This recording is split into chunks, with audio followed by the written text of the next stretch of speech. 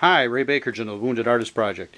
And we have another short video for you today. It's a how-to drawing video related to one of our other videos. As you can probably guess, our How to Draw with Grids video. That video describes in a lot of detail about how to actually take a photograph or some picture you've seen in a book or a magazine and transfer it to your sketchbook or a piece of paper or a canvas. I recommend you taking a few minutes to watch that one. But I got the idea for today's video, which is how to use your smartphone to actually create a grid that you can use.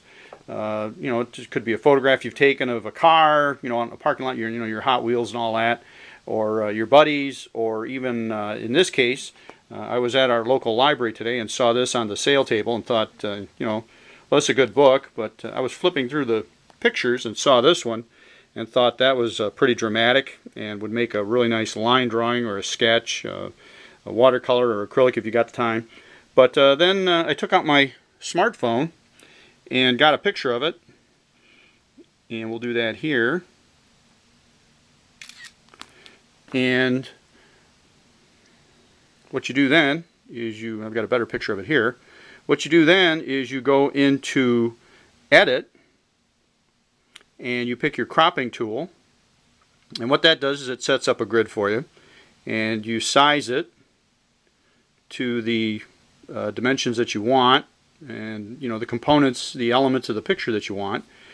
And here we have a grid set up right now. We can move the picture a little bit. And again, you want to make sure that you don't actually start doing this kind of thing where notice the airman is jammed all the way over on the side there. Try and keep a proper amount of distance all the way around it.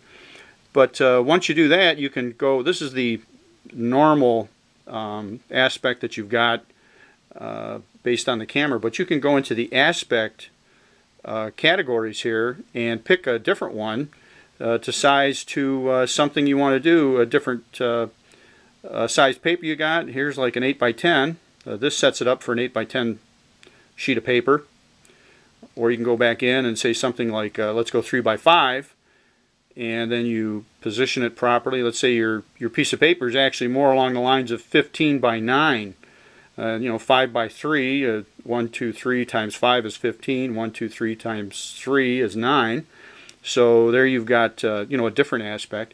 So you can go through these different elements here, these different numbers, these different selections, and pick out one that fits more to the paper or sketchbook size that you have or canvas that you want to use. And once you're done with that, do a screen capture. Now you've got it on your phone and you can keep going back to it to use it as you're drawing, and you don't have to maybe try and bring the picture up again and play with the scaling and all that. So smartphones are good. They help you out creating a grid for you to use with the photographs you've taken or things you see. And good luck. Thanks very much.